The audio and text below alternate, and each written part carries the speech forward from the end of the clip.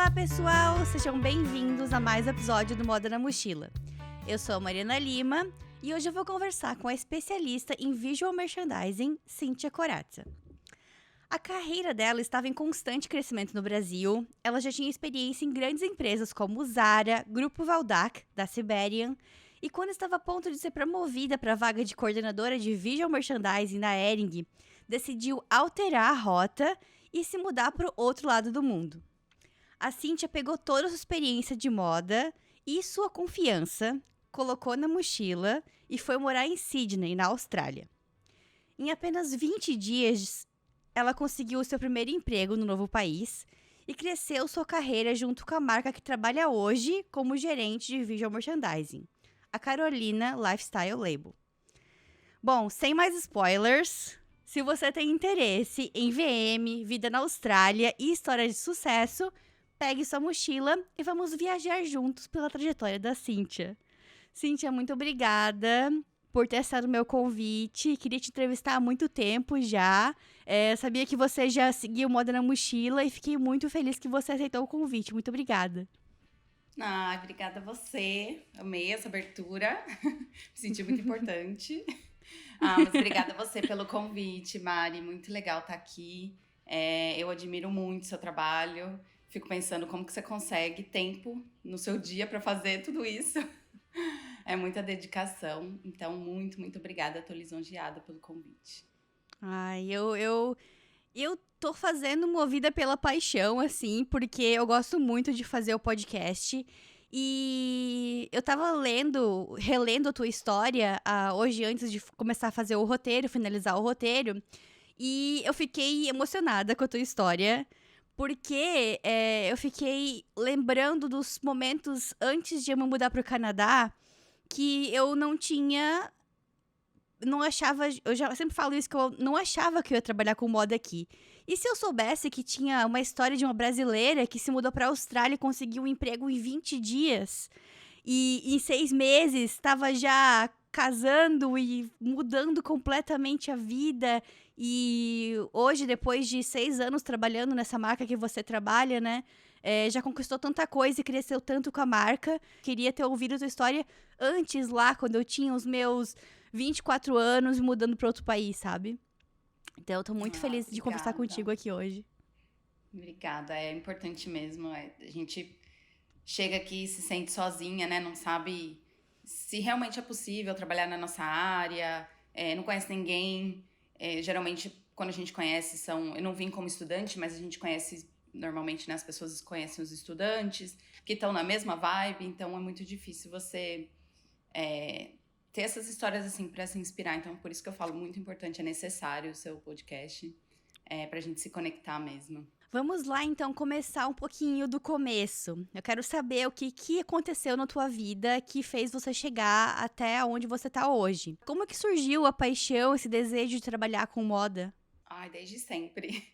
É difícil dizer, porque até uma coisa interessante, assim, há uns 2, 3 meses atrás, eu dei uma desconectada, assim, de mim mesma. Eu tava meio perdida, meio pensando, será que eu fiz tudo que eu conquistei, né? Será que foi importante? O que será que eu fiz de diferente, assim, na minha trajetória?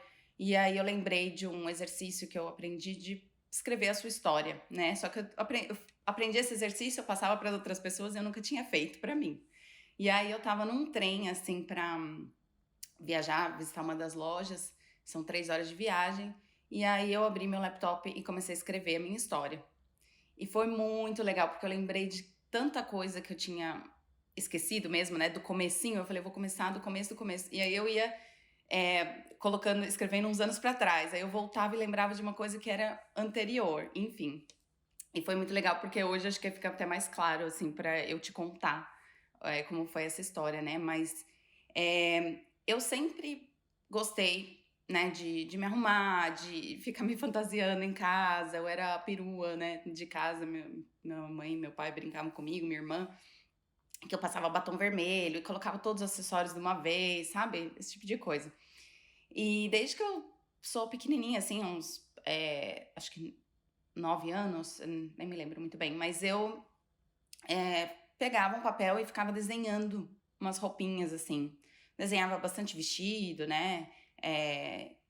Só que eu desenhava não só a roupinha, eu começava a desenhar o corpinho também. E aí meus pais perceberam isso, né? Esse gosto, tal. Eu tinha umas amigas na época que também ficaram empolgadas, assim, uma das meninas ficaram empolgadas e começaram a desenhar comigo e tal. E aí isso foi crescendo, né? Com o tempo eu fui aprimorando e era uma coisa que eu gostava, era um hobby meu, né? Então acho que eu comecei assim com essa paixão mesmo desenhando e olhando revista, mas assim, mais por uma parte artística da coisa, sabe? Eu gostava de ter uma pasta ali de Hum. desenhos, aí eu comecei a pintar depois, mas sem ter estudado nada, assim, até os meus, provavelmente, 18 anos, assim, eu não tinha estudado nada relacionado à moda, foi mesmo uma coisa que eu gostava, foi incentivada pelos meus pais, então. Nossa, é muito legal que teus pais te apoiaram, porque eu ouvi outras pessoas que vieram aqui, que eram de São Paulo até mesmo, e falaram que não tinha muito apoio dos pais, porque é mais difícil para quem não mora em regiões de polo têxtil, né? Dos pais saberem que é possível trabalhar com aquilo não passando fome, né? E eu sempre falo que eu sou do sul do Brasil, sou de uma região que é próxima de um polo têxtil, né? E é muito fácil para os pais dessa região saberem que existe possibilidades, porque tá na nossa cara, né? A cada esquina tem um galpão de alguma malharia ou alguma confecção. Então, eu acho bem interessante isso. Achei legal que teus pais te apoiaram. Até tu comentou comigo que antes da gente conversar que os seus pais sempre te apoiaram a ter tua marca própria também e trabalhar no varejo, né? Achei muito legal isso. Muito. Acho que porque meu pai trabalhou na IBM, né?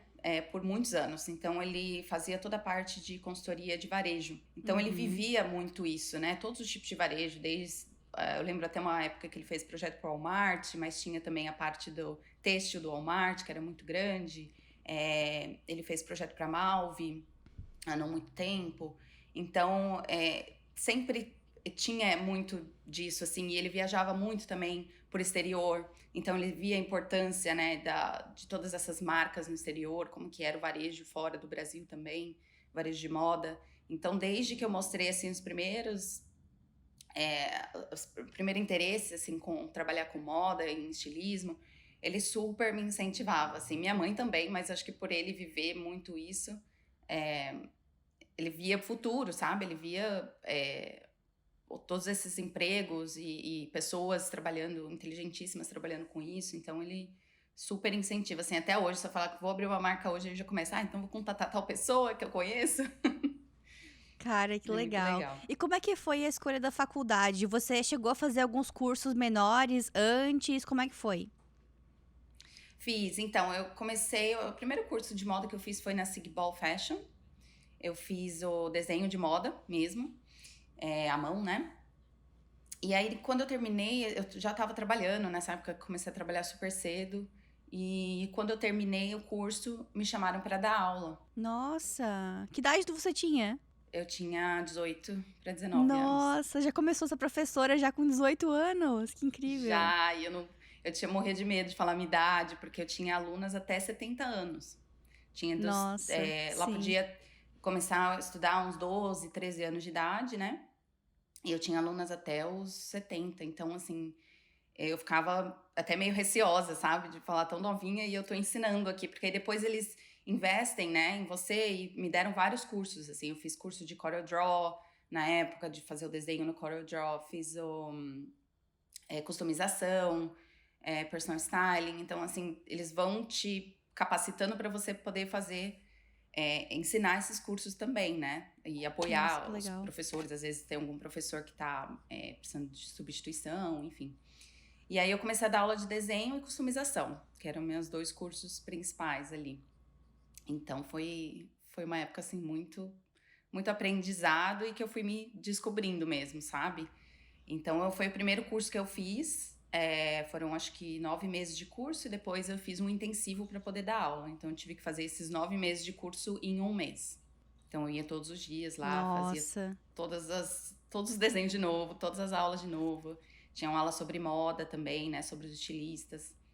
E foi uma época bem, bem legal, assim. Foi o primeiro curso mesmo que eu fiz, depois eu já entrei na faculdade. E nessa época você tava crente que tu ia ser estilista e trabalhar com essa parte de Super, criação mesmo.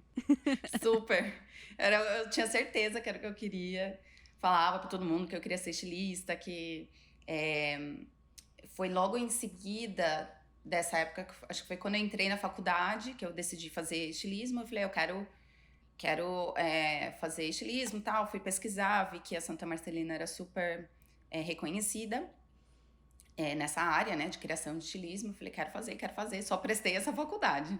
Porque eu sou meio assim, eu coloco na minha cabeça, sou taurina teimosa, né? Coloquei na minha cabeça que eu queria essa, só podia ser essa. E fui lá e prestei, enfim, deu certo, passei. Mas daí, quando eu comecei essa faculdade, é que eu fui percebendo que não era minha praia, essa parte da criação. Que era mais um hobby, sabe? Não era muito o que eu queria trabalhar, era uma coisa que eu gostava de fazer, sem pressão, sem ter que provar nada pra ninguém, sabe?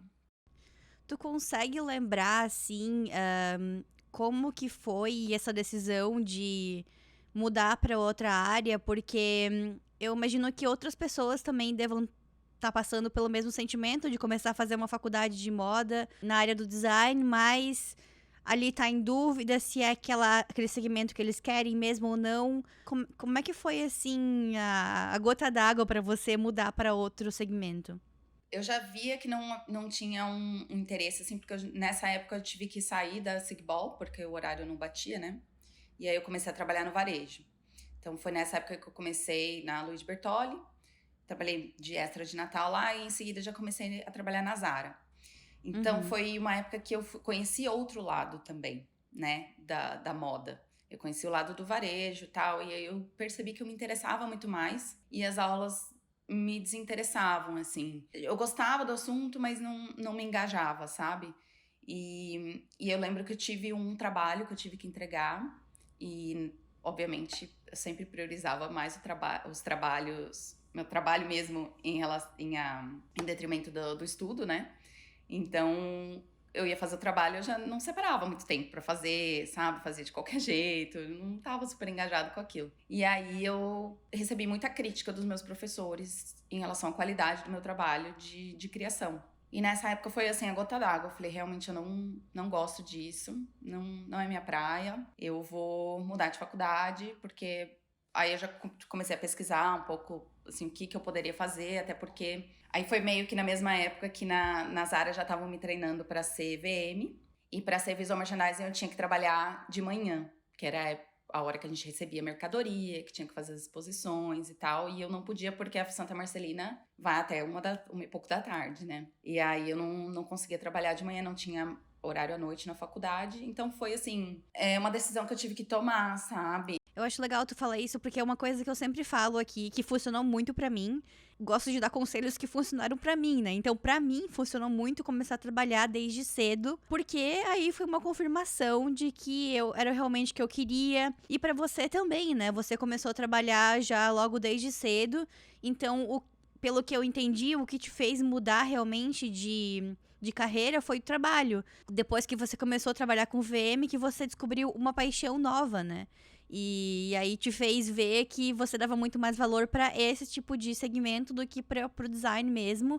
E quem sabe se você tivesse entrado em outro emprego como estilista em algum lugar, você ia acabar odiando a moda para sempre, porque daí tu não ia ter experiência em outro segmento, né?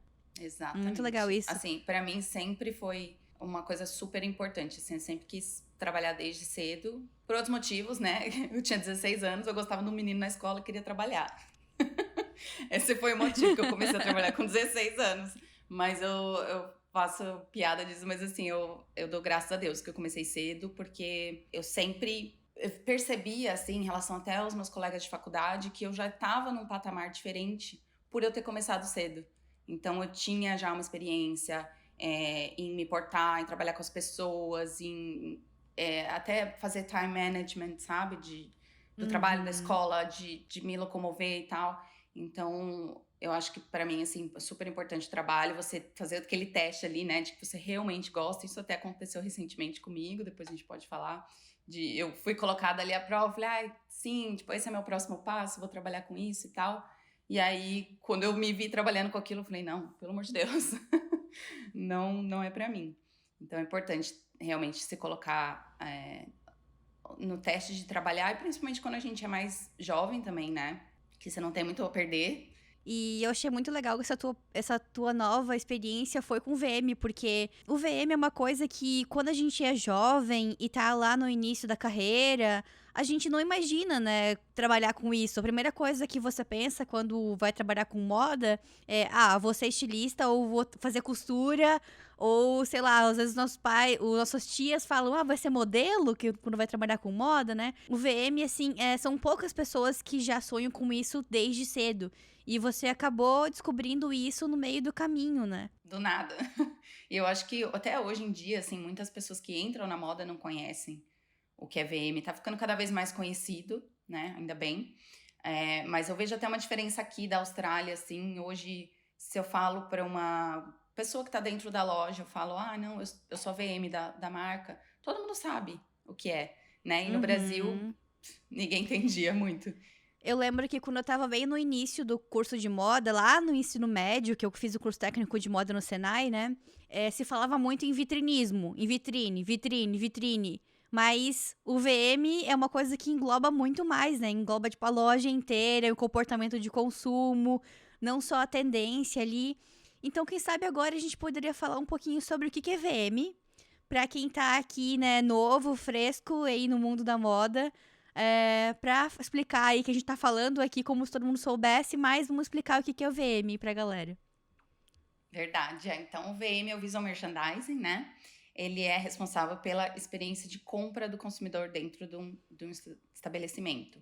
Então, é um conjunto de técnicas, né? Na verdade, é super complexo, como você falou, envolve tantas coisas, envolve design, envolve comportamento de consumo, envolve layout de loja, são muitas coisas assim para que a gente trabalha, né? Dentro de uma loja. E aí a gente usa esse grupo de técnicas para poder gerar uma experiência de compra para o consumidor positiva, focando no produto, né, que é o principal, que a gente precisa fazer a pessoa se encantar ali pelo seu produto para poder vender e ser profitable, né? Tem algumas palavras que a gente vai esquecendo em português, Sim, infelizmente. A gente profitable fica é que analfabeta vai dar no lucro, né? Que vai dar que lucro. vai dar lucro. É. Eu passei por um momento muito legal na minha carreira, que bem no primeiro emprego como estilista, lá na Malve, eles estavam há pouco tempo expandindo a operação deles de varejo, porque a Malve sempre foi muito focada, desde o início da empresa, no multimarcas, né, em vender em atacado. E eles estavam implementando o varejo. Eu pude participar desse início do varejo na Malve, vinham consultoras grandes do Rio de Janeiro para explicar pra gente como fazer. E aí, eu mesmo assim com esse conhecimento básico do varejo, quando eu entrava em alguma loja de outra marca, sei lá, já identificava assim, isso aqui não tá legal, isso aqui não tá expondo a peça de uma forma atrativa, mostrando essa estampa maravilhosa, não tá mostrando de uma forma legal, não tá dobrada de uma forma legal essa peça. Então, eu tive o privilégio, né, de entender um pouquinho do varejo nessa fase, assim. E foi muito legal. E você trabalhou em empresas que são, assim, gigantes do varejo, né? Como a Zara e por muitos anos também na Hering. Compartilha com a gente quais foram os maiores aprendizados de trabalhar em empresas grandes, assim, do varejo, como essas que a gente citou agora. Nossa, foram muitos, assim. Eu acho que, assim, na minha opinião, elas são escolas, porque foi lá que eu aprendi tudo, né? O que eu aprendi na faculdade não tem muito impacto com o que eu trabalho hoje, para ser bem sincera. Talvez pelo fato também de eu não ter sido muito assídua nas aulas da faculdade. Mas, assim, não tem tanto impacto. Eu acho que é super importante, sim, estudar. Eu acho que continuo achando que a gente precisa fazer pelo menos uma faculdade na vida, estudar e ter uma formação, né? Por tudo que você passa na faculdade, né? De ter que fazer trabalho em grupo, de ter que lidar com pessoas diferentes, de ter aulas diferentes e tal, mas eu vejo que o mercado de trabalho foi a minha grande escola, porque foi lá que eu aprendi tudo, né, da minha área. E começando cedo também, as pessoas têm muita paciência para te explicar, para te ensinar, elas querem, né, te moldar ali do jeitinho delas. Então, essas empresas grandes, elas têm muito mais tempo para isso também, né, tempo, recurso. Eu falo que a Valdac, né, a Zara foi a primeira, foi onde eu aprendi tudo. Eles me pegaram na mão, perguntaram que caminho que eu queria seguir, né, se você quer... Porque você começa ali trabalhando 4 horas por dia, só no final de semana, e eles falam, você quer ser gerente de loja, você quer ser VM ou você quer ser caixa? E aí eu optei pelo VM, porque era o que eu tinha mais a ver ali com o que eu gostava, né? E mesmo sem saber o que era muito bem, eu falei, acho que é esse que tem mais a ver com o que eu faço mesmo. Eu já estava trabalhando há uns meses ali na Zara, uns 2 meses. E aí eles falaram, então tá bom, então vou te treinar para você ser assistente de VM, né?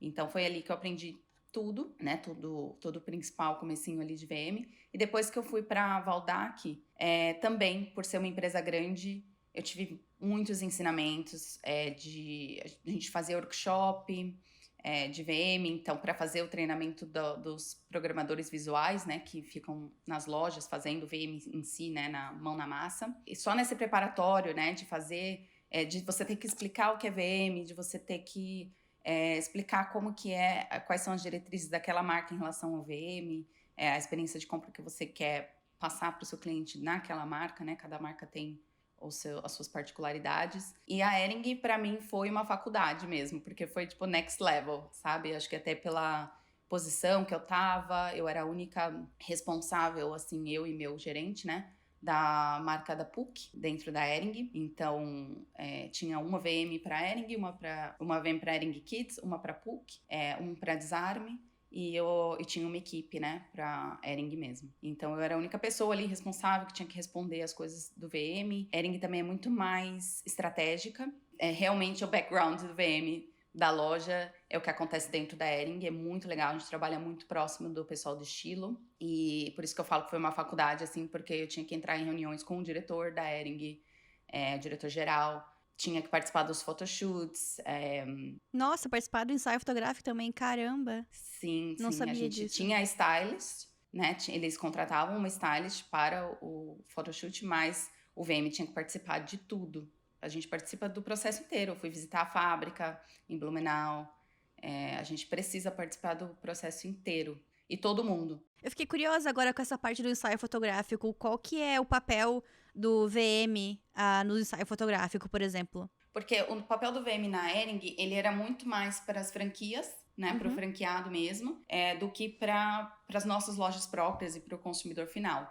Então, a gente precisava entender que aquele look que está sendo promovido na foto, ele tem a parte do design, né, do styling do VM, e ele está relacionado à demanda daquele produto. Então, o time de demanda também, às vezes, participava muito mais de outras reuniões do que do photoshoot em si, mas o nosso olhar ali também era relacionado a qual a demanda desse produto na fábrica, e para a gente saber o que a gente tinha que promover no nosso catálogo de VM, para o franqueado comprar, porque a orientação do VM era mais uma orientação de compra para o franqueado. Então, a gente falava assim, olha, essa é a nossa coleção, e a gente já colocava ali, por exemplo, num frontal, num manequim, numa vitrine, os produtos que estavam em maior demanda, tinham uma maior demanda na fábrica. E que o marketing estava promovendo na sua campanha. Então, a gente pegava esse mix de tudo, então a gente precisava participar para entender o porquê que aquele look estava sendo criado daquela forma. A gente podia adaptar também, falar, olha, acho melhor a gente promover esse aqui, porque a demanda tá maior, ou esse aqui porque o styling fica melhor dessa forma. Então, era um trabalho feito, assim, a 1000 mãos, porque... Sim. Todos os departamentos têm que estar alinhados para saber quais são as peças-chave, quais são as peças mais vendidas, peças de mesa, né? Que é uma coisa que eu aprendi muito lá na Malve, que existem peças de mesa que são... Se você vai na loja da Hering ou da Malve ou de qualquer outra, da Renner, por exemplo, você vai ver que tem uma mesa com camisetas com estampa, camisetas básicas, né? Então, isso que se fala no VM, que é a mesa, né? Era muito legal. Eu tinha bastante eu trabalhava muito próximo com o varejo na parte do estilo para fazer aquilo que você falou ali de estar alinhado em também quantas peças que precisam para preencher uma loja inteira, né? E quais também calendários do varejo são importantes, coleções específicas para o Dia das Mães, coleções para o Natal. Então, isso a gente sempre trabalhava muito junto, assim. Mas eu achei muito legal, não tinha pensado ali na parte dos ensaios fotográficos e do marketing pra... Meio óbvio, né? Mas a gente esquece, né? Acaba pensando, né? De promover os produtos corretos. Achei muito legal isso. Sim, e até em questão de estampas, assim, a gente participava desde a primeira reunião, onde o estilo mostrava quais eram as inspirações, para a gente já Uhum, entender sobre uhum. aquela coleção. Na reunião da demanda, a gente participava, cada departamento tinha a sua reunião, né? Conforme o processo da coleção ia se formando. E tinha uma reunião que era super importante, porque a gente sentava com a demanda e o estilo e fazia um esboço, né, um draft de como que essa coleção vai ficar exposta na loja. Então, né, é nesse momento que, por exemplo, o VMI vai lá e fala, olha, tem muita parte de baixo, precisa dar uma equilibrada, porque tem muita parte de baixo nessa coleção e na outra coleçãozinha tem muita parte de cima. Então dá pra gente mesclar, dá pra gente puxar essa calça aqui que é dessa estampa e colocar na outra estampa, né? Então a gente fazia muito dessas sugestões e ia melhorando a coleção. Ou então, essa estampa aqui só tem uma blusa dela, eu preciso de pelo menos 2 peças para fazer um VM mais forte, né, para contar uma história mais forte dentro daquela arara ou daquela mesa, né? E o estilo estava sempre aberto, super aberto a encontrar uma solução. Então era bem, bem legal, assim, porque quando chegava esse produto para eu fazer realmente a parede, a mesa, né, fazer toda as fotos mesmo, né, fazer o VMI, fotografar para poder montar a revistinha, já estava muito mais assertivo. Eu queria voltar um pouquinho na tua história, que tu comentou que você acabou mudando ali, né? Saindo da Santa Marcelina, fez alguns anos. E aí depois você também estudou na Anhembi Morumbi em negócios de moda, né? Sim. Sim, e esse curso também tinha matérias de varejo, eu imagino, né? Tinha, era muito. Eu brinco que é uma faculdade de marketing misturado com moda.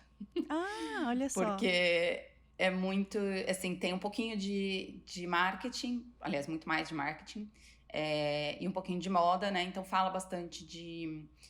Eu senti muita diferença, assim, nas matérias que eu tinha. Eu tinha um pouco mais de vontade de estar lá, de aprender, Uhum. de estudar. Mas também eu estava numa fase muito difícil de trabalho, muita responsabilidade, então eu continuei focando um pouco mais no trabalho, né? Eu era assistente da coordenação ali, era analista de VM, e eu cuidava de 18 pessoas no Brasil, 18 programadores visuais. Então eu checava todas as fotos, fazia agenda de viagens, corrigia, né? Fazia o manual também de VM, piloto, né, para passar para eles replicarem nas lojas no Brasil todo. Então eu trabalhava assim sempre até mais tarde, né? Então, Sim. Você se considerava um workaholic? eu ainda sou. Ainda é. Eu ainda sou. Eu tento não ser, mas eu ainda sou. Eu tava refletindo sobre isso, né? Eu achei interessante quando eu tava lendo a tua história que tu falou que tu sempre dava um jeito de ficar mais tempo no trabalho do que na faculdade, né? Eu gostava da faculdade. Eu sempre gostei de estar lá e ficar criando umas coisas nada a ver. Eu sempre falo que é a minha oportunidade de criar coisas que não precisam ser vendidas, né? Porque quando tu tá no trabalho, tu vai ter que criar com um propósito, olhando vendas específico. Então, eu acho que o que me salvou de não ser uma pessoa workaholic era gostar da faculdade. Então, eu sempre ficava ali no 50-50. Eu vou entrar às 8, sair às 5, e eu preciso pegar o ônibus pra faculdade. Eu raramente faltava, sou meio nerd, assim. Então, eu acho que o que me salvou disso foi realmente gostar da faculdade. Porque até hoje, assim, eu mantive o ritmo de trabalho. Até, claro, quando você vem pro exterior, tem uma fase ali do imigrante que você se doa mais, né? Você quer se destacar. Então, nos primeiros empregos que eu tava aqui, eu realmente sempre ficava assim até mais tarde, mas agora eu tô num ritmo já parecido com o que eu tava no Brasil, sabe? Que eu não me acho uma pessoa workaholic. E um dos motivos de eu ter mudado pra esse emprego agora foi pra ter mais tempo e não ficar tão estressada pra eu poder trabalhar no Moda na Mochila, que eu considero hoje em dia um hobby pra mim, sabe? Então eu acho interessante essa comparação É. aí que pra mim deu certo, né? Mas muita gente que vem aqui, trabalha com moda, fala dessa paixão de querer estar ali muito tempo, né? Eu acho legal ouvir essas diferenças. Eu acho que são perfis diferentes, né? Tava até falando esses dias Sim, com o meu marido sobre isso, porque ele também, ele é como você, ele gosta de estudar, ele gosta de, enfim, ficar estudando e é curioso e testando coisas novas, né? Como estudo. E eu não vejo muita graça, assim, o meu negócio é me dar um desafio que eu faço, entendeu? sim, Se sim. me falar assim, você tem que estudar todo dia, eu vou ficar um pouco bodeada, mas se você falar, olha, tem esse trabalho aqui que precisa fazer e tal, aí eu super faço, não vou olhar nem pro relógio, vou falar, não, vamos fazer, tem que terminar, tem que terminar. Eu preciso ver sabe, um propósito assim de tem que Ah, entregar, com e tem certeza, data. com certeza. Bom, agora fala pra gente como é que foi essa mudança pra Austrália. O que que te motivou a se mudar pra Austrália e depois de tanto crescimento no Brasil, você mudou tua rota? Olha, foi uma decisão difícil, né? É, Quando eu comecei a namorar com meu marido, eu já sabia que ele queria fazer um intercâmbio. E eu já tinha passado até por um relacionamento que eu tinha. A pessoa foi fazer intercâmbio e tal, e não funcionou. Então eu falei: olha, ou a gente termina, ou eu vou com você, né? Porque relacionamento à distância não vai rolar. Então, o que a gente vai fazer, né? Nisso eu já estava formada, já estava trabalhando na Hering, ele tinha acabado de se formar. E aí eu falei, ó, coloquei na balança simplesmente o fato de que a gente se dava muito bem, a gente se deu sempre muito bem. Então era uma pessoa que eu olhava e falava, quero ficar com ele pro resto da minha vida. E também é, veio aquela curiosidade, assim, sabe? Tem uma oportunidade batendo na minha porta para ter uma experiência fora do país, que era uma coisa que eu sempre via meu pai falar da importância disso, porque ele sempre viajou. Você tinha viajado muito já ou não? Eu já tinha ido para os Estados Unidos, tinha ido para Las Vegas, fiz uma ponte no Canadá, Ai, comi que a rosquinha do legal! Tim Hortons no aeroporto, Nossa, olha só. mas não conheci Canadá, foi só uma ponte para ir para Las Vegas e tinha ido já para Miami também, mas assim, não foi a trabalho nem nada, foi de férias, então eu achei que seria legal ter uma experiência morando no exterior, né? E aí a Austrália foi porque era um lugar que a gente achava que era um pouco mais calor, que mentiram pra nós, falaram que era um clima super tropical aqui e a gente só passa frio. Não acredito, que isso, Depende, gente? o inverno dura mais que o verão, né, aqui em Sydney, então. Ah, é? Eu não sabia disso. Sim, eu tava falando com meu marido hoje, eu falei, ai, quem sabe, né, daqui a um mês a gente começa a tomar café da manhã na varanda de novo. Ele falou, ih, só novembro. E sei lá, né? Porque tem praia, ele surfa, então a gente falou, ah, vamos. Mas é longe, né? É bem longe. Então, não sei se tivesse que escolher de novo, teria escolhido a Austrália, mas foi mais por isso, assim. E aí a gente veio com a ideia de ficar 1 ano e meio, 2 anos no máximo, só pra mesmo ter uma experiência fora do país. Ele veio como estudante, que essa era a ideia dele, ele queria mesmo estudar, então ele pegou um curso que tinha até mais horas de estudo. E aí, como é que foi? Qual que era o teu sentimento? Você conseguiu o teu primeiro emprego com 20 dias, né? Então, isso eu já entendo que você realmente estava positiva, já foi na cabeça que era possível trabalhar com moda aí na Austrália. Então, quando eu vim, eu não achava que Sério? era tão fácil assim de início. Eu não vim com essa cabeça, eu vim falando, não, vou fazer qualquer tipo de trabalho, tô super aberta. Então, vim com essa cabeça, assim, de que estou aberta a qualquer coisa. Mas quando eu cheguei aqui, eu vim, na verdade, com um visto que chama Working Holiday, que você pode, se eu quisesse estudar, eu só poderia estudar por 3 meses ou 4 meses. Não é um visto de estudante, mas é um visto também que me possibilitava trabalhar full time, o que era mais fácil para conseguir emprego também. E aí foi isso que eu decidi. Eu falei, olha, eu já tinha estudado inglês por muitos anos no Brasil, não falava muito bem, porque eu ia para aula e não falava com ninguém, então eu não praticava, né? O inglês eu Sim. só estudava ali, então era melhor na gramática do que na conversação. Mas cheguei aqui e falei, vou procurar um trabalho, depois eu vejo, eu faço um curso, né? Ou faço um curso particular, sei lá, eu vejo o que eu faço depois para estudar. Tinha até pensado em fazer uma pós aqui, mas também era muito cara. Falei, não, deixa meu marido estuda primeiro, a gente gasta com ele primeiro, depois eu vejo o que eu faço. E quando eu cheguei aqui, eu vi que tinha VM em tudo. Assim, experiência de consumo na parte visual, não muito na parte de serviços, tá? Sendo bem sincera. Mas na parte visual da Austrália era muito boa. Assim, você vai num café, é a coisa mais linda. Vários cafés, restaurantes, lojas. É muito bonito, assim, de se ver, de estar lá. É tudo muito pensado. Então, eu via que isso era forte aqui. E aí, eu olhei para o meu currículo e falei, olha, trabalhei em marcas boas, mas eles não conhecem ninguém, né? Só conhecem a Zara. Mas é uma marca mundial. Então, eu não sei de onde veio essa coragem toda, essa confiança toda. Eu falei, eu vou testar. Né? Até porque eu tava em casa, meu marido, a gente tava morando numa casa de família, então ele ia estudar, ele ia pra cidade pra estudar, e eu ficava lá sem fazer nada. Então eu falei, preciso fazer alguma coisa, preciso procurar um emprego, preciso me virar. E aí, pra não dizer que eu não fiz nada além disso, eu tinha uma menina que era amiga de uma amiga e ela trabalhava na casa de uma família de judeus. E aí ela estava no Brasil numa época que eles precisaram dela. Então eu fiz um dia de trabalho, que eu fui lá para lavar louça, morrendo de medo, porque eu não conheço nada, não conhecia, e não conheço nada, na verdade, da religião. E eu tinha que lavar louça, só que tinham 2 pias.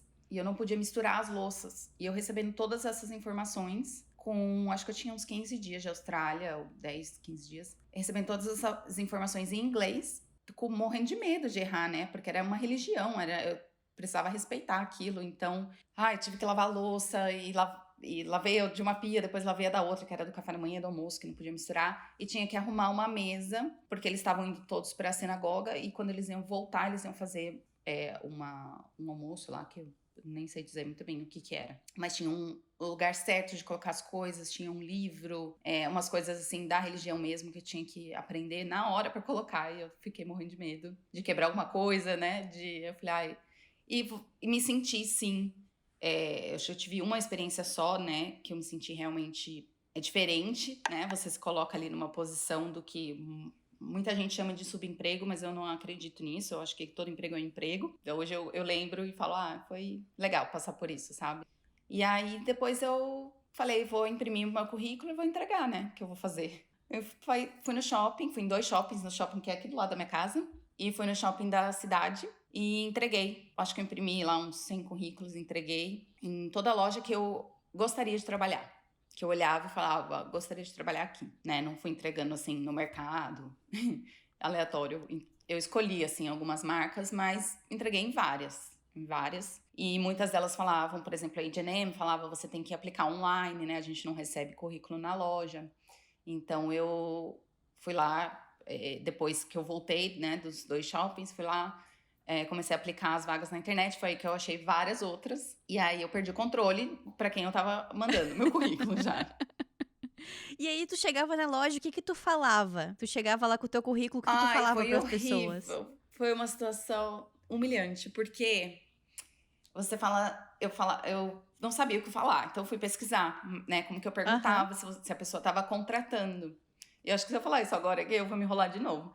Porque eu falava assim, are you hiring? E com esse meu R de Campinas, né, que meu pai é campineiro, eu com esse meu R de Campinas, eu me enrolava toda pra falar, e eu já tava nervosa, e aí eu misturava tudo, e falava, are you hiring? E falava tudo errado, eu falava, meu Deus do céu, eu ficava vermelha. Então foi assim, eu chegava e perguntava, você tá contratando? Aí eu deixava meu currículo, e isso era em agosto.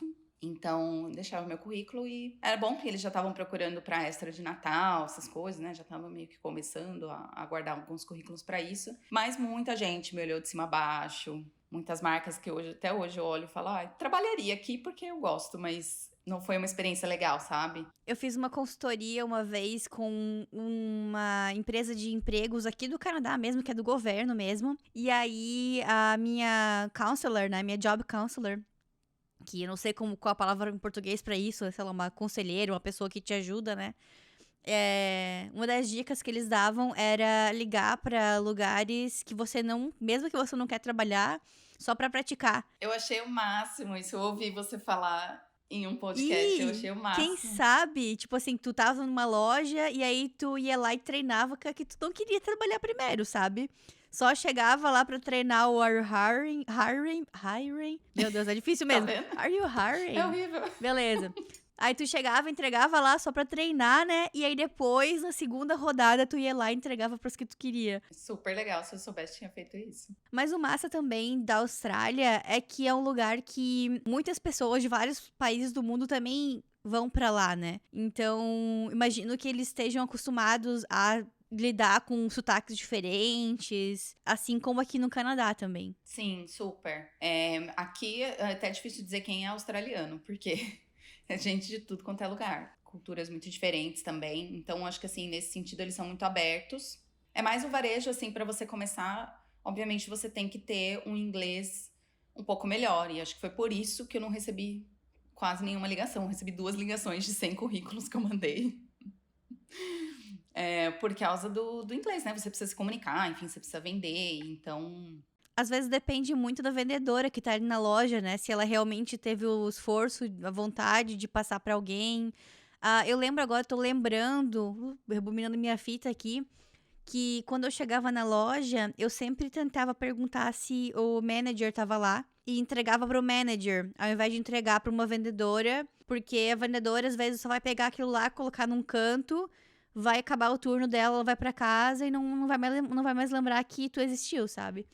E aí, quando é tu entregava verdade. pro gerente, tinha uma chance maior. Eu lembrei disso agora. Com certeza. Eu nem pensei nisso, mas é verdade. E aí, como é que foi, então? Como é que essa empresa que tu trabalha hoje te achou? Tu aplicou online ou tu realmente foi na loja também? Olha, eu não sei dizer até hoje por onde que eu encontrei eles, porque. E foi engraçado, porque eu tinha. Foi ou LinkedIn ou foi o Gumtree. Foi alguma coisa online, não foi na loja, porque era um quiosque. E eu acho que eu nem cheguei a passar nesse corredor do shopping. Porque tem 2 lados esse shopping aqui, então eu acho que me perdi, não sei, não tava. Não acessei todos os corredores do shopping, então eu nem vi. Mas também não sei se eu entregaria por ser um quiosque, sabe? Eu tava olhando, muito focada assim em lojas e tal. Eu tinha visto uma das vagas que eu fui aplicar, antes dessa, tava dizendo assim: mande seu e-mail com o título Hire Me e com por que eu deveria te contratar. Então eu tinha acabado de mandar, nem sei para que marca era isso, mas tinha acabado de mandar um e-mail assim. E aí eu achei essa vaga e eu falei, eu achei tão legal aquele e-mail que eu mandei, eu acho que eu vou fazer igual. E vou mandar para essa também. E aí eu coloquei isso, tipo, no título Hire Me, e coloquei porque que eu achava que a empresa tinha que me contratar e mandei meu currículo. E para todas essas empresas, assim, eu falo, eu não lembro mais o nome e tal, mas eu olhava e tentava ter uma conexão com a marca, sabe? Falava, por exemplo, sei lá, é uma Cotton On. Eu gostaria de trabalhar na Cotton On, acho legal, é de roupas, é feminino, masculino. Então, me conecto, sabe? De alguma forma. Então, foi meio que assim, eu vi o que era a Carolina, e mandei o currículo dessa forma. E ela foi a primeira que me ligou. Então, eu passei, assim, 2 dias fazendo todas as aplicações de noite e tal. E aí, no dia seguinte, ela me ligou. De manhã, assim, eu não sou muito da manhã, uma pessoa muito de acordar muito cedo, e nem muito da noite, né?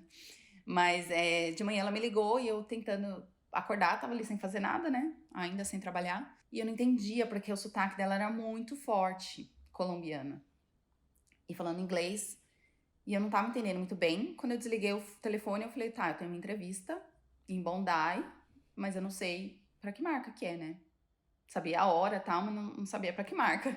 Sim. Aí eu falei, e agora? O que eu vou fazer? Como que eu faço? Desliguei o telefone e fiquei pensando, será que eu ligo? Será que eu mando uma mensagem? Será que eu mando assim, só confirmando os dados? Alguma coisa, né? Aí ela me ligou de novo, porque ela tinha esquecido de falar alguma coisa e tal. Aí eu consegui pegar qual era o nome da marca. Aham. E aí Nossa, que foi assim. sorte. E Caramba. aí eu cheguei e ela é colombiana, então ela já sabe, né? Ela trabalhou 8 anos aqui como cleaner. Então ela sabe dos macetes que a galera fica fazendo currículo fake, né? E escreve lá que trabalhou no retail, mas não trabalhou para conseguir um emprego, pelo menos uma oportunidade. E eu fiz o meu currículo exatamente como era do Brasil, porque eu falava, eu vejo muito mais valor no meu currículo como ele é do que mentir. Eu não gosto de mentir também, eu não consigo Sim. mentir. E tu Então eu tinha falei, muita eu prefiro. experiência já, né? Então, aí eu falei, eu acho que é muito mais válido isso do que eu escrever que eu trabalhei aqui em algum lugar, sabe? E depois não vou ter como provar, e eu não gosto dessas coisas. Ela olhava pro meu currículo e dava risada. Ela falava, tá bom, você quer que eu acredite que você trabalhou na Zara, né? E era a única que ela conhecia, então ela pegou na Zara. E eu até explicava, eu falava, a Hering é tipo uma Cotton On, né? Só pra você ter uma ideia. A Siberian, né? Tipo uma Witchery. Eu dava, tipo, umas pistas, assim, pra ela entender o que era cada marca, né? Sim. E aí ela me pegou no pé, falou, não acredito que você trabalhou na Zara, acho que esse currículo é fake e tal, mas... E ela ficava falando, você é muito linda, você é muito linda. Porque ela estava começando no retail também. Ela não Sim. tinha trabalhado em varejo, essas coisas, fazer contratação, sabe? Então, por ela só precisava de alguém para estar ali apresentável no quiosque, entendeu? Aham. E aí ela me contratou assim, tipo, vou ver o que dá, porque eu acho que essa menina tá mentindo. Caramba, que loucura. Quando eu comecei, toda vez que ela vinha no quiosque, o quiosque tava lindo. Ela falou que ela falava, meu Deus, até fiz uma live com ela na época da pandemia. Ela quis me entrevistar pra contar a nossa história, né, e tal. E ela falou que ela chegava no quiosque e ela falava, meu Deus, tipo, tá muito diferente. Quando eu comecei a ver a tua história e olhar mais a marca, eu até pensei que a marca pudesse ser brasileira, porque é o nome Carolina, né? E também os produtos É, são muito estilo produtos brasileiros. Mas vem aí da nossa cultura, né, latina e as nossas cores, nossos shapes, né? São, de certa forma, parecidos, né? é verdade, são super, o que faz ser diferente, assim, né? A Austrália, ela tem uma pegada muito parecida com a Inglaterra, assim, sabe? Muito londrina, um estilo muito londrino. Então, a Carolina, ela meio que é diferente, assim, né? No crowd das Sim. marcas ali, ela é bem diferenciada, não só pela história que tem por trás, né? Uhum. Mas até se você não conhece a marca, como você falou, visualmente você já pega, assim, uns estilos, cores, estilos, estampas, assim, bem diferentes do mercado. Mas eu acho que combina muito também com a Austrália, mesmo não sendo australiana, né? De estar próximo da praia. Tem um mood mais leve, de tecidos mais leves, florais. Acho que combina bastante. E conta pra gente então um Sim, pouquinho da super. história da marca, porque eu achei muito legal que tu começou a falar ali que foi fundada por uma mulher colombiana, né? Sim, ela começou essa marca em 2011, se não me engano. E ela, na verdade, veio pra cá e ela morava do lado de uma. Ela morava numa cidadezinha chamada Manizales, na Colômbia, que tem umas fábricas ali. Então tem Taylor, né? Como que fala? Alfaiate, costureira. Tem fábricas de couro, né? Muitas fábricas de couro. Então ela morou ali naquele bairro, assim, onde tinham muitas fábricas, então ela conhecia todo mundo, conhecia todo mundo que trabalhava naquelas fábricas ali, e ela sempre gostou de vender. Então ela fazia cookie, ia vender para o pessoal da fábrica, ela fazia umas outras coisinhas assim de comer, brownie e tal, e ia vender para eles também e tal. Então todo mundo conhecia ela já. E aí, quando ela veio para a Austrália, ela trabalhou muitos anos assim, mas ela sempre gostou de moda também, e ela falou, acho que eu vou fazer uns cintos com o pessoal lá da fábrica, e aí eu começo a vender os cintos aqui. E foi assim que ela começou, com os cintos da marca de couro, né, é couro de vaca, né, e pelo de vaca, o cowhide que a gente chama, né. Importando da Colômbia? Indo da Colômbia, assim, importando da Caramba. Colômbia, trouxe pra cá e começou a vender. E aí ela ia, assim, batendo na porta de todo mundo, dos varejistas e vendendo mesmo, né? Uhum, uhum. Tentando vender para as lojas pequenas e tal, e viajando a Austrália inteira. E aí ela começou a fazer algumas coisas a mais, fazer umas bolsas. E aí foi crescendo. Então ela teve que fazer um website por isso. Então ela tinha o site e o multimarca, né? Vendia para as multimarcas. E até um ano, que foi o ano que eu cheguei na Austrália, ela começou a fazer varejo.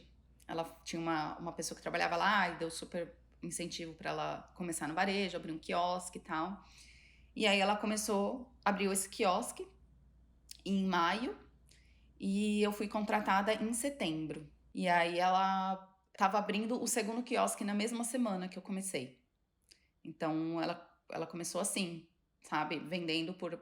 Isso foram anos e anos, né? De multimarcas, ela foi crescendo e tal, até que um dia ela resolveu arriscar fazer retail. E hoje em dia todos os produtos são feitos na Colômbia ainda, ou não? Hoje em dia, 90% das coisas são feitas lá.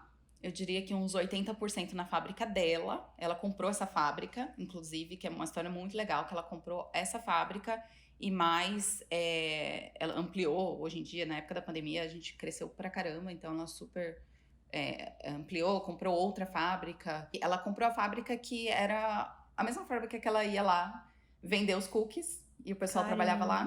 Que São as história mesmas incrível. pessoas que trabalham hoje pra gente. Então eles trabalham há Nossa. 17 anos naquela fábrica. E muitos deles são amigos dela de escola. Então tem algumas coisas, por exemplo, calças são feitas de um fornecedor na Colômbia, que também já faz há muito tempo para nós, mas não é dentro da nossa fábrica. Os sapatos, a mesma coisa. Já todas as roupas, a maior parte das roupas e todos os produtos de couro que a gente tem e os chapéus são feitos na nossa fábrica. Aí tem tecidos que não tem na Colômbia, tipo cachemir, não tem na Colômbia, então a gente importa da Índia. Durante uma época, acessórios a gente importava da China, que eu cheguei até ir uma vez com ela lá para fazer compra, para visitar os fornecedores e tal. E os produtos de homewares, né, que a gente tem, são feitos na Austrália. A gente tenta prezar por empresas que são pequenas. Tem muita empresa que são de mulheres até, criam lá, tem uma empresa super legal que ela faz óleos essenciais e tá ficando super famosinha aqui na Austrália, mas é uma empresa de uma mulher que criou esses produtos, então a gente revende esses add-ons, né, na compra. Nosso main range é roupa mesmo, né, é roupa feminina, mas a gente tem esses add-ons, tem até alguns produtos de bebê, sabe, às vezes você quer comprar um presentinho e tal, você vai lá também. Quem sabe o dia entreviste a Carolina, porque algumas semanas atrás eu fui numa feira de infantil, que eu amo, né, que é a Playtime. Foi em Nova York, ficou uma amiga minha. E aí eu fui sem expectativa nenhuma, assim, só pra conhecer mesmo a feira. E aí, chegando lá, comecei a conversar com os donos das lojas, né, os donos das marcas, e descobri várias mulheres que criaram suas marcas, que ainda estão crescendo, né, tanto brasileiras quanto também da Colômbia, muita gente da Colômbia nessa feira. Fiquei bem, assim, surpresa, a gente não conhece, né, do nosso próprio continente ali, a força dos outros países, né? Até comentei ali com o pessoal do Moda na Mochila, será que eu devo começar um Moda na Mochila internacional, né? Pra entrevistar pessoas de outros países que não sejam o Brasil. Então, achei muito legal a história dela. Quem sabe um dia eu entreviste a Carolina no Moda na Mochila, no Moda en la Mochila, né? Que vai ser em espanhol ou em inglês, não sei ainda. Mas vou ficar com essa ideia aí na cabeça. Achei muito legal a história dela. Agora, então, comenta pra gente o que estágio que a marca tá hoje, porque eu fiquei bem surpresa com o crescimento. Você comentou ali que começou ali com um quiosque, né?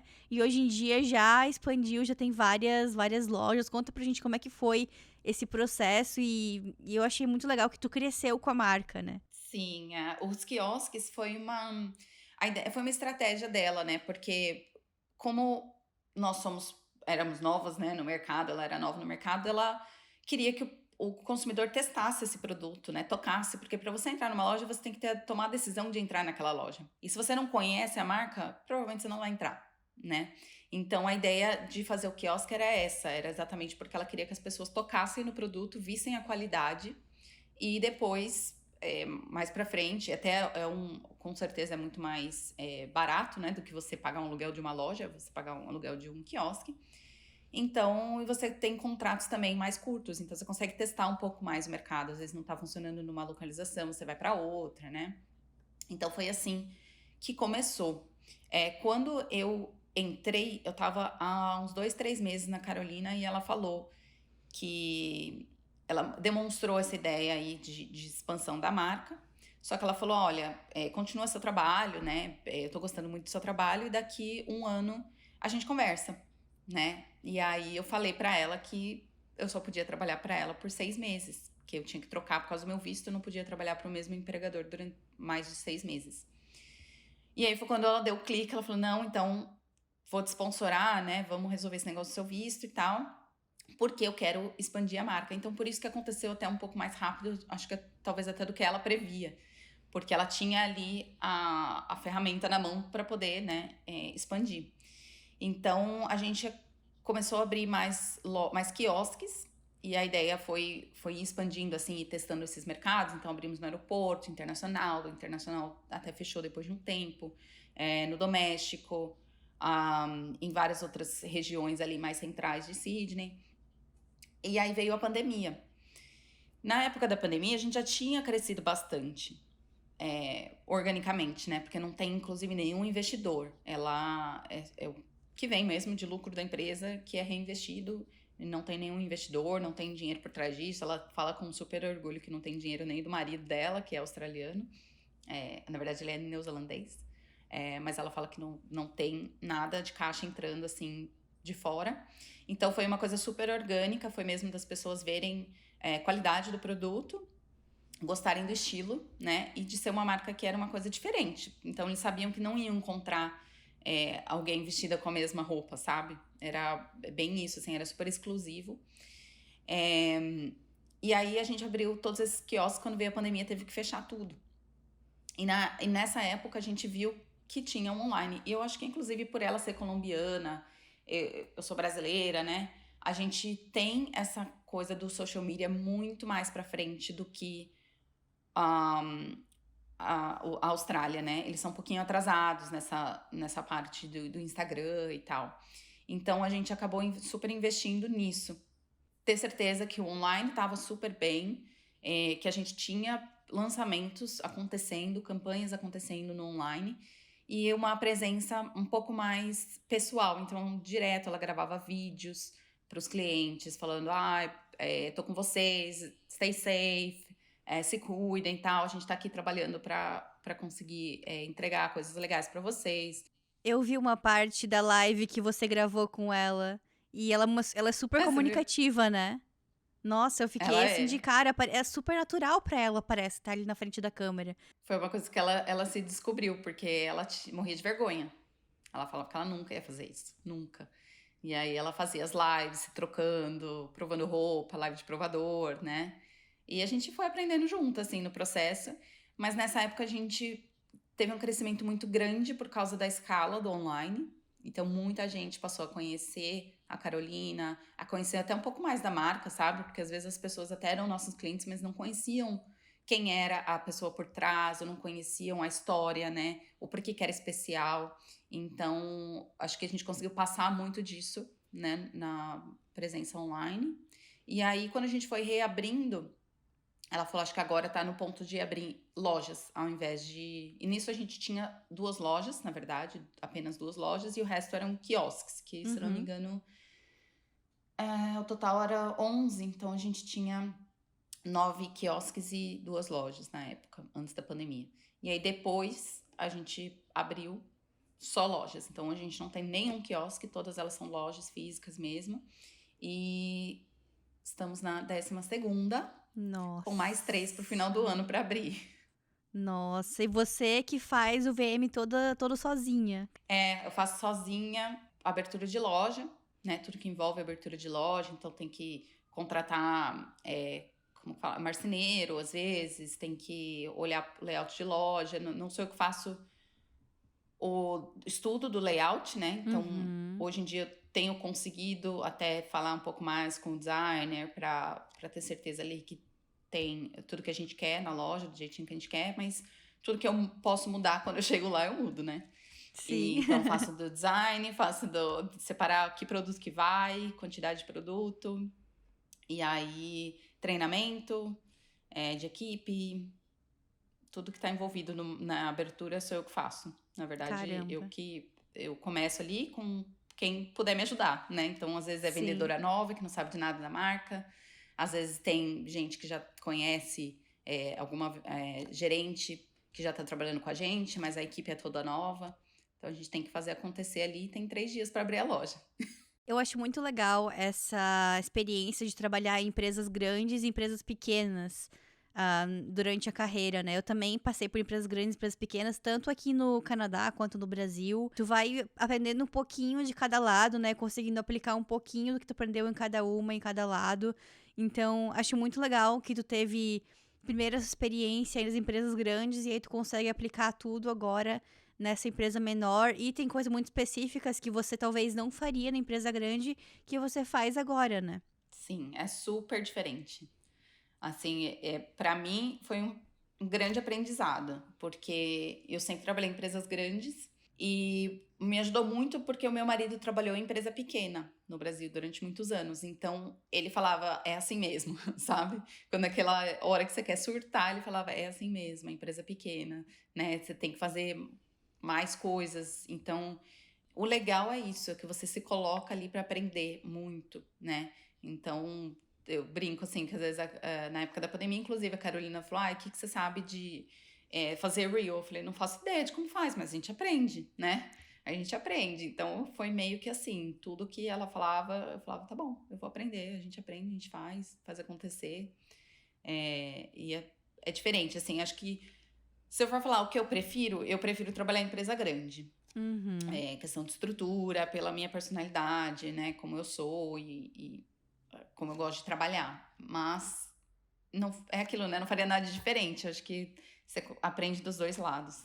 Sim. E você chegou a trabalhar até em outra área, né, dentro da Carolina como gerente de vendas, né? Sim, então, quando eu tava pra sair a minha residência aqui, eu tava pensando, né, quais são meus próximos passos, porque eu tinha uma assistente naquela época, eu tive uma assistente durante uns 6 meses, mas ela foi promovida para gerente de loja e acabou que ela gerencia a flagship, né? Então, não tinha como ela fazer tudo. Ela gerencia 2 lojas, inclusive. Então, não tinha muito como ter uma assistente mais ali. Então, eu fiquei pensando, eu falei, sou só eu, né, no departamento. Qual seria o meu próximo passo, né, dentro da marca? E aí eu pensei, falei, olha, acho que a partir de agora eu poderia fazer gerenciamento das lojas, porque as pessoas já me procuram, eu já sou a única pessoa que vai para as lojas, né? Todo mundo trabalha no escritório, eu era a única pessoa da empresa que ia visitar as lojas. A gente já estava sem gerente de vendas há um bom tempo. Então, todos os treinamentos, tudo era eu que fazia, né? Acontecia algum problema, as lojas me ligavam. Então, eu falei, eu já sou essa pessoa, sabe? Eu só preciso treinar, né? Aprender um pouco mais sobre liderança, um pouco mais sobre gerência de vendas mesmo, né? Quais são os KPIs que eu preciso olhar, quais são as métricas, né? E eu super me joguei nessa. E eu tava para pedir essa promoção para minha gerente e para Carolina, né? Que na verdade eu respondo direto para Carolina e temos uma CEO ali que às vezes eu respondo para ela, às vezes não. Então eu tava para pedir essa promoção. E aí elas vieram com a promoção para mim. Logo antes do lockdown, elas vieram com essa promoção. Elas falaram: olha, você já tá aqui há 5 anos, então a gente pensou que a gente vê esse potencial em você e tal, e a gente queria te promover para gerente nacional de vendas. E a gente vai te ajudar no processo, tudo que você precisar aprender e tal, a gente te apoia, né? Mas as pessoas já te veem como essa figura dentro da empresa. E eu fiquei super animada, comecei a pesquisar, ouvir podcast, um monte de coisa. Até que eu fiz esse trabalho, uns 2 meses, estava em lockdown, depois abriu de novo, aí abriram todas as lojas, então eu acabei fazendo o trabalho em si por 4 meses, com as lojas abertas e 6 meses no total. E reuniões semanais, e é roster que muda, né? É um que fica doente, principalmente no Covid, acho que é a pior coisa, é você ser gerente de uma equipe. Então, porque um pega Covid, o outro tal, e a loja tem que ficar aberta, né? De qualquer forma. Então foi super estressante, assim, e eu percebi, como a gente falou, né, que é importante o trabalho, porque eu percebi que não era isso que eu queria fazer. Que eu não sou de pessoas, eu não sou de vendas, nunca fui, sempre soube que eu não era de vendas, mas eu realmente não me identifiquei, assim, com esse trabalho. Cara, eu acho muito legal tu compartilhar isso com a gente, porque pra mostrar pras pessoas que não tem problema arriscar, tentar uma coisa nova e se não der certo, se não gostar, voltar, sabe, pro que tava fazendo antes.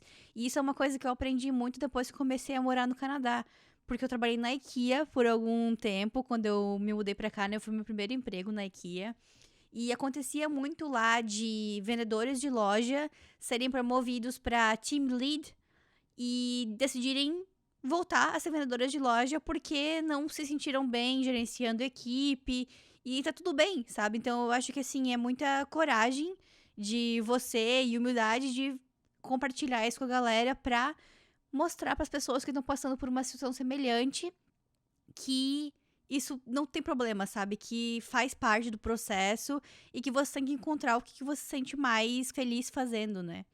É, exatamente. Eu acho que, assim, foi bem difícil nessa época, porque eu tava com um pouco. Eu tava fazendo, na verdade, os dois trabalhos, né? De VM e de gerente de vendas. E aí, obviamente que eu tava sobrecarregada. Só que no mês seguinte, isso era dezembro, no mês seguinte a gente ia ter que contratar alguém pro VM.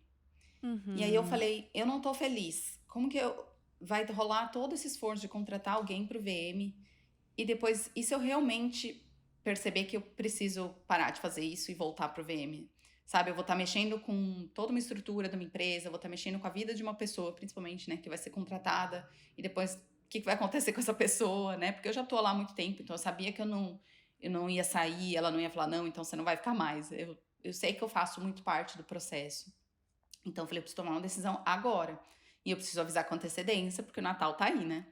Então eu falei, pesquisei muito, fiquei pensando como que as pessoas iam me ver, sabe? Se realmente era a decisão certa a se tomar. Porque você fica pensando, será que esse é o meu. É porque eu tô com medo? É porque eu tô passando por um desafio? É porque eu tô totalmente fora da minha zona de conforto? Ou é porque realmente não sou eu, né? E é Uhum. muito difícil, assim, você perceber, receber uma resposta, né, dessas perguntas, assim. Claro. E aí eu fiquei pensando muito, meu marido deu força, ele falou, olha, nem que tenha que voltar ao seu salário de antes, qualquer coisa, o importante é você estar feliz, a gente já tá fora do país, a gente já vive uma vida super difícil por estar fora do país, tudo já é mais difícil, né? A gente tá se comunicando aqui o tempo todo em inglês, o cérebro frita. As nossas conquistas aqui são muito mais difíceis do que se você tá ali tentando conquistar a mesma coisa no seu país de origem. Então, não tem por que você se mutilar e continuar fazendo uma coisa que você não tá feliz, sabe? Não, não importa, a gente é jovem ainda e segue seu coração, né? E aí eu liguei pra Carolina, falei, ela tava até indo viajar e tal, e eu liguei pra ela, falei, olha, eu preciso falar pra você que eu não tô feliz fazendo isso, não sou eu, ela sabia, né? Tanto é que ela deu risada, ela falou, eu imaginei, porque realmente a primeira coisa que você me falou era que você não gostava de vendas, quando eu fui promovida a primeira vez, né? Ela perguntou, né? Me fala uma coisa que você gosta e uma que você não gosta. E eu era vendedora. Sim. E eu falei, eu não gosto de vendas. E ela começou a rir, olhou pra minha cara, como assim você vai me falar que você não gosta de vendas? Eu falei, eu não gosto. Eu faço porque eu tenho que fazer, eu faço bem feito, né? Faço o melhor que eu posso, mas eu não gosto, eu gosto de VM e tal. Então foi engraçado, porque nessa hora eu falei, ai, não sou eu. Ela falou, eu sei. Ela falou, mas eu te suporto. Ela falou, independente, né? Fica tranquila da sua decisão. E eu achei que, assim, como você falou, que foi humildade, assim, da minha parte, foi esse feedback que eu recebi. Então, o medo que eu tinha do que as pessoas iam pensar, na verdade, eu ganhei mais admiração pela equipe. Eu senti, assim, o feedback de todo mundo foi, nossa, você foi muito corajosa de ter feito isso e tal. Então, foi legal, assim, até agora eu tô cobrindo as férias da gerente de vendas. É, já, de novo, foi uma reafirmação de que não é pra mim. Mas foi bom, foi outro teste. Falei, Sim. realmente não é pra mim, não vejo a hora dela Sim. voltar. Mas a equipe, assim, super curtindo, sabe? Falou, ai, vou sentir Sim. saudade dos seus meetings, vou sentir saudade das suas atas de reunião e tal. Então, Poxa, que isso é legal. legal. Sim, então conta pra gente, então, agora como é que foi essa tua fase de pensar que você talvez pudesse trocar pra outra área como consultora de imagem. O que que passou pela tua cabeça nesse momento? Olha, esse momento foi assim, eu tava há um tempinho já me sentindo meio perdida. E eu acho que assim, isso acontece porque a gente sai do país, talvez você tem umas fases assim também, ou é pela nossa idade, porque eu tava ali nos 30 anos e tava ficando meio desesperada se eu tava no rumo certo, né? Então, eu tava super desconectada e tal. E aí, eu conheci uma consultora de imagem, que uma menina que trabalhava na loja, uma brasileira, falou: você conhece essa brasileira aqui e tal? E aí, eu falei: eu gosto, né, de ver essas coisas. E comecei a seguir ela. Só que ela falava muito. Na época, ela falava um pouco mais de consultoria de imagem, mas era muito de autoconhecimento, de desenvolvimento pessoal, né? Ela é super focada nisso. E aí, eu ganhei de aniversário, até separei aqui, esse livro que é maravilhoso, chama Your Dream Lifestyle is Here, é da Kiki Kay. Ela tem em vários lugares do mundo, essa loja. E eu ganhei de aniversário esse livro, que é um livro que fala sobre você sonhar, né? Como seria a sua vida, para te dar um rumo mesmo, para você se conhecer um pouco mais. Então tem vários exercícios e tal. E eu fui fazendo os exercícios e eu acho que também eu tava vendo muito disso e tal, e eu fui vendo que eu gostava muito dessa parte de produção de moda, mais relacionado à consultoria de imagem mesmo, imagem pessoal, e era muito o que eu tava vivendo na época, né? Eu tava nessa crise dos 30, tentando me descobrir, e usando uniforme também, uso roupa da marca, né? E não é o meu estilo, né? Não é pra minha faixa etária também. Então, eu tava, assim, super desconectada de quem eu era, que roupa eu usava, qual era a minha imagem, o que eu queria passar e tal. E a gente falando inglês também o tempo todo no trabalho, meio que dá uma desconectada. Eu tô 5 anos sem ir pro Brasil também, então já tem mais isso, né? Você tá longe da Nossa, família. caramba. E aí eu fui fazendo esses exercícios e eu falei, eu acho. Eu lembro do dia que eu fui pra sala e falei pro meu marido: eu acho que eu já sei o que eu vou fazer. Eu vou fazer consultoria de imagem, eu tô na área errada. E eu acho que é isso que eu quero fazer e tal. Ele falou: tá bom, né? Beleza. E aí eu participei de um desafio que essa menina tava fazendo, do look, da semana e tal. E aí ela falou: eu tô gostando muito, tipo, você é super engajada e tal, vamos conhecer, vamos conversar. E aí eu contratei ela para dar uma palestra lá na Carolina. Então ela Nossa, fez que uma legal. styling night para clientes e ela fez um treinamento para as gerentes. Uhum. E ela falou assim pra mim: você sabe que era pra você estar fazendo esse treinamento, né? Não é pra você me contratar pra fazer isso, você já sabe de tudo isso. E aí foi muito legal, porque a gente começou uma amizade ali, nós somos super amigas hoje em dia. E aí teve uma época que eu comecei a ajudar ela de graça. Eu falei assim: você precisa de ajuda, você trabalha sozinha. Eu falei: você precisa de alguém pra te ajudar, tipo, me deixa te ajudar, né? Eu quero aprender, então é uma via de mão dupla. E aí ela falou: tá bom, né? Tudo bem. E aí foi assim que começou. Eu comecei ajudando ela a fazer os materiais de aula, ajudava na hora de responder as alunas e tal. E aí foi crescendo muito, a demanda era bem na época da pandemia também, então tava super, né, esse negócio de curso online, tava muito mais forte até do que hoje. E aí foram nascendo essas demandas, assim. Então eu fui a primeira pessoa eu fui a segunda pessoa do time dela, então éramos um time só de 3 pessoas, né? Que eu ajudava na parte do atendimento, em fazer as apostilas, fazer todo o material de apoio, fiz glossário de tecido, glossário de modelagens, e ajudava, assim, na hora da criação das aulas também, porque ela tá aqui na Austrália e eu era a única pessoa da Austrália, né? A outra menina era do Sim. Brasil. E aí foi crescendo, crescendo, crescendo, e eu super investida no negócio. Só que eu já trabalhava muito, porque na época eu ainda estava sponsorada pela Carolina, então eu não tava com a minha residência ainda. Então, é aquele negócio, ainda tem uma conta para pagar, sabe? Claro. Uhum. Precisa dar alguma coisa em troca, enfim. Então, muitas horas extras. Só que era o que você falou, é que nem você fazendo podcast, você sente, é um hobby, então você não sente que você tá trabalhando, né? Você quer chegar em casa e fazer, você quer sair o mais cedo possível do trabalho para poder fazer. Então era muito assim para mim, eu simplesmente não via isso como trabalho e tal. E foi muito legal, foi 1 ano e meio, se não me engano, que eu fiquei com ela. E eu tive que sair, mas de vez em quando a gente ainda toma uns cafezinhos, fala de trabalho. Mas eu tive que sair porque não tava conseguindo mais conciliar, assim, eu tive... Não sei se tive um burnout, porque nunca fui pesquisar muito sobre isso, mas assim, pelo que eu ouço falar, acho que eu tive talvez um pré-burnout, porque várias vezes assim eu pegava o trem e o que eu tô fazendo aqui? Tipo, pra onde que eu tô indo? Como que eu cheguei até aqui? Eu não fazia ideia, porque eu tava com 4 contas de Instagram, 5 e-mails, 2 celulares e Nossa todas as senhora. lojas pra cuidar, muita coisa, sabe? E essa Então, tua amiga, ela ainda trabalha como consultora de imagem aí na Austrália? sim. Ela, hoje em dia, ela é muito mais focada em desenvolvimento pessoal. Uhum. Então, ela continua, ela não faz mais consultoria, ela só faz os cursos mesmo, tem a comunidade dela, faz mentorias. Como que é o Instagram dela? Quem sabe eu entreviste ela e vou mandar uma mensagem. Super, você tem que entrevistar, que ela é maravilhosa, Fernanda Gasal. E você ainda pensa um dia em talvez, no futuro, sair do VM e fazer isso de novo? Ou decidiu que não, que vai ficar no VM mesmo e é isso aí?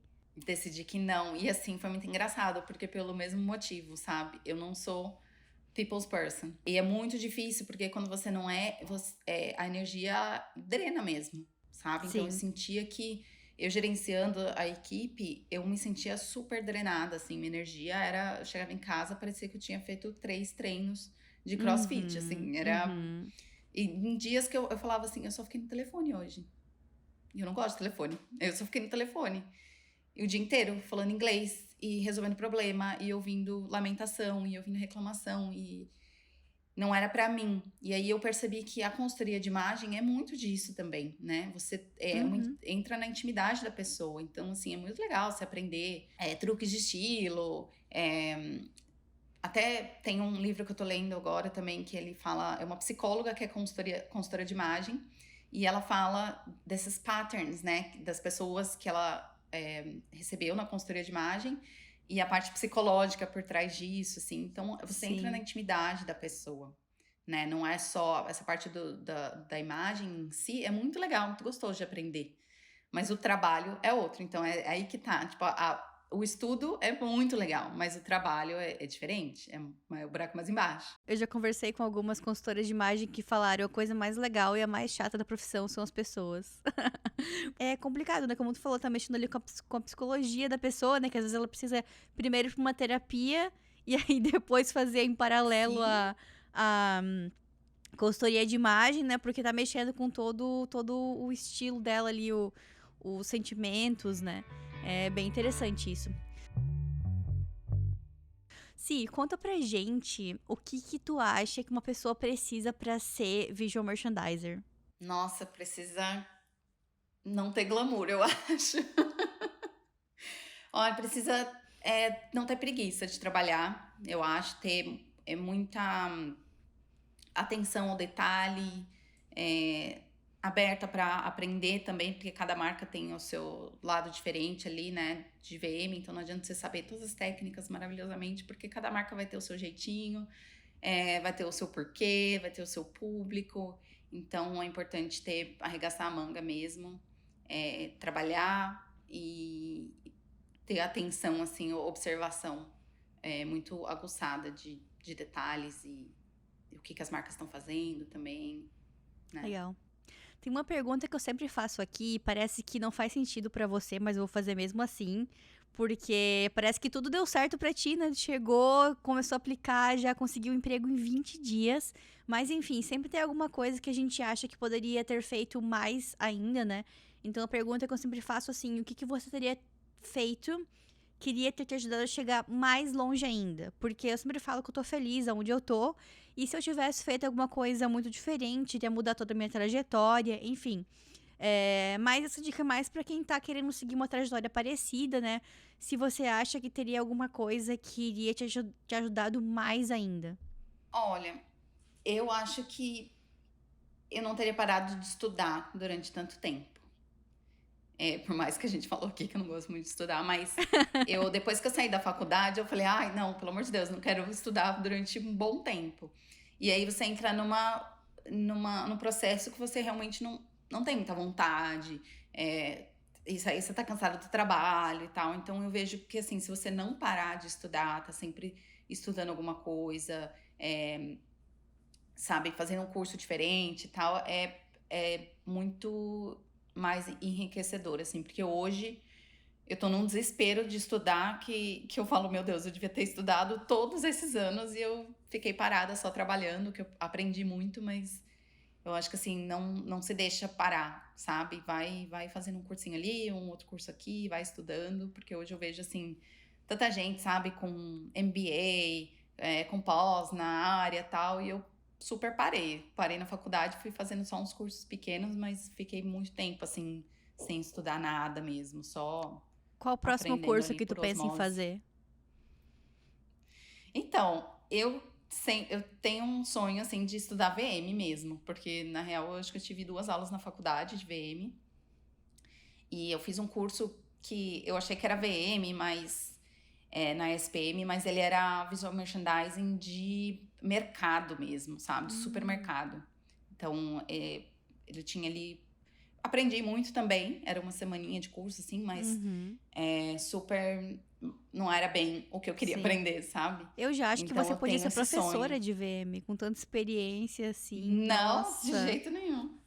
Minhas amigas que fazem lançamento de curso, elas ficam falando pra eu me lançar, mas eu não acho, não. Acho que falta Nossa, eu muita total acho que você podia ser experiência. professora. Mas tem curso de VM aí na Austrália? Então, eu pesquisei logo que eu vim pra cá. Tem sim. Era meio caro, assim. Tem um curso que eu cheguei até a fazer, tipo um spoiler do curso, que eu fiz um dia de workshop com a professora do TAFE, né? Que é uma rede de cursos aqui. É tipo um Senac, vamos dizer assim. Um Senai, um Senac. Eles têm vários cursos profissionalizantes aqui e tal. E eu cheguei a fazer o curso com ela. E ela foi uma fofa, mas foi um dia só de workshop de VM. E eu sigo eles no Instagram e tal, e eu falo, eu preciso fazer, mas é presencial, maior parte dele é presencial e tal, e é muito mais focado para quem tá começando, né? Hum, Então, assim, eu faria de qualquer forma, mas eu digo isso porque você precisa ter uma agenda um pouco mais livre. sim, E eu entendi. trabalho, hum, né, o dia inteiro, então é difícil encontrar o tempo ali. Então, hoje em dia, assim, essas últimas semanas eu tenho comprado uns cursos online de VM da Márcia Pino, que eu amo, que tem o Papo de VM, podcast dela, que já participei. Olha, que legal. E eu tô amando, assim, porque é aquilo que você fala, né? Eu gosto de estudar moda. Então, quando você pega uma coisa que você realmente gosta de estudar, eu nem sinto que tô estudando. E é legal que refresca a memória, né? Tem uma amiga minha que ela foi uma professora e virou minha amiga. E aí ela tava comentando que ela tava fazendo uns cursos de designer empreendedor. E ela tava me contando assim: ah, legal, porque aprendi isso, isso e isso no curso. Daí eu olhei pra ela e falei: mas isso era o que tu ensinava lá pra mim na faculdade? Tu ensinava dessa forma? Daí ela: nossa, é mesmo, né? Eu ensinava isso aí. E eu tinha esquecido, caramba, Mari, verdade. E a gente refresca a memória, né? Porque às vezes depois de um tempo sem estudar ou sem aplicar alguma matéria, a gente acaba esquecendo. A gente tem um quadro aqui do Fashion Library, que é o Biblioteca do Moda na Mochila. Ah, tu já indicou um livro, né? Que foi importante na tua vida. Tem mais algum outro que tu quer adicionar? Que foi importante, que te marcou? Tem um livro que me marcou que não é de moda, que ele me marcou mais assim, pelo lifestyle, sabe? Ele é o livro A Semente da Vitória, do Nuno Cobra. Eu li há muitos anos atrás, acho que foi uns 8 anos atrás, mais ou menos. E ele fala muito que o corpo frágil não sustenta um espírito forte, né? Então ele fala muito assim de você cuidar do seu corpo, de você ter foco, disciplina. E quando eu li esse livro, eu melhorei muito, assim, eu me tornei muito mais focada, muito mais disciplinada, e isso te torna muito mais confiante também. Então, assim, foi gritante. Da época que eu li o livro e fui aplicando isso na minha vida, assim, eu realmente me tornei uma pessoa muito mais confiante. E eu vejo a importância, sabe, de você cuidar do seu corpo. Por exemplo, hoje eu vou treinar, não só porque eu gosto de treinar e de ir pra academia, mas porque eu sei a diferença que isso faz no meu psicológico e na forma com que eu lido com os meus problemas, assim, no dia a dia, com as coisas que eu tenho que enfrentar. Quando Uhum. eu brinco com as meninas que elas falam, meu Deus, você fica em pé o dia inteiro, fica andando pra lá e pra cá, dá 15 mil passos no dia e ainda vai pra academia à noite. Eu falo, mas eu faço isso pra eu poder trabalhar, porque senão eu não consigo. Sim, senão eu não caramba, que consigo legal. trabalhar. Então, é um livro assim que eu sou apaixonada, até quero ler ele de novo. E ele fala também que nada resiste ao trabalho. Né? Ele foi treinador do Ayrton Senna, do Abílio Diniz, várias pessoas. Então, ele fala, nada resiste ao trabalho, né? A você ir lá e fazer o que tem que ser feito. E de moda tem um livro que eu tô lendo agora, então assim, vou indicar só porque tô achando ele muito interessante, mas ainda não terminei, que é o Why We Buy, do Paco Underhill. Eu Porque já nós ouvi falar desse compramos, e é livro, não li super ainda. bom. É maravilhoso para VM, porque ele fala muito de você observar o comportamento das pessoas. Né? Uhum. Então ele fala assim, no ambiente físico da loja, você tá lá, observa qual o canto que as pessoas vão. Então é muito legal para quem trabalha com VM, trabalha com merchandising. Agora nós temos o quadro aqui, que é o quadro Pra Onde que você levaria sua mochila? Conta pra gente as suas 3 cidades favoritas. Pode ser que você já visitou ou que quer visitar. Uma cidade para trabalhar, uma cidade para visitar e uma cidade para se aposentar. Olha, para trabalhar, eu acho que eu vou ter que falar como muita gente, Nova York, né? Eu acho que eu tenho muita vontade, nunca fui para Nova York, tenho muita vontade de conhecer, mas eu acho que eu gostaria de trabalhar lá nas grandes marcas, enfim, tem essa experiência assim que acho que é única. E a próxima é para visitar. Grécia. Eu iria para Mykonos ou Santorini. E a última é para se aposentar. Aposentar, eu acho que eu queria. Eu diria que eu me aposentaria no Brasil, com certeza, mas para falar uma outra cidade, assim, um outro lugar, eu acho que Milão, na Itália, para eu entender ali um pouco mais sobre minhas origens, talvez, me conectar com isso. Adorei. Então agora fala pra gente o teu contato, qual que é a melhor forma das pessoas te mandarem mensagem, tirando dúvidas sobre VM, sobre Austrália. Eu amo ajudar, podem super me perguntar. Acho que pelo Instagram, né? É C Coraza, CY Coraza, com 2 Es. E o LinkedIn não sou muito, assim, de abrir e tal, mas, assim, eu não posso ver uma notificação que eu tenho que ir lá ver o que aconteceu. Então, eu preciso zerar a notificação. Então, pode me mandar mensagem por lá Maravilha. também que eu respondo. Sim, muito obrigada por ter compartilhado a tua história com a gente. Adorei. Como eu falei, me emocionei, né? E acho que vai inspirar muita gente aí. Muito sucesso na tua trajetória. Quem sabe um dia a gente se encontre aí, né? Eu vou dar um pulo pra visitar uma prima minha na Austrália e te dou um oi. Ou você vem passar um tempo aqui em Nova York, aí eu dou um pulo lá também. Muito obrigada novamente. Com certeza. Obrigada a você de novo pelo convite. Você é um amor, amei nosso tempo Passou aqui. voando, Passou tão gente. rápido. E vem assim pra cá. Vamos nos conhecer. Se vocês chegaram até aqui é porque vocês gostaram do episódio, né? Então, deem um like nesse vídeo, se inscrevam no canal. A maioria das pessoas que ouvem a gente ouvem pelo Spotify. Então, também tem o botão ali de seguir no Spotify e de dar 5 estrelas. Então, vai lá, dá uma nota pra gente. Se vocês quiserem mandar alguma pergunta pra mim, você já sabe que o Instagram do Moda na Mochila é @moda na mochila. Beijinhos e até a próxima!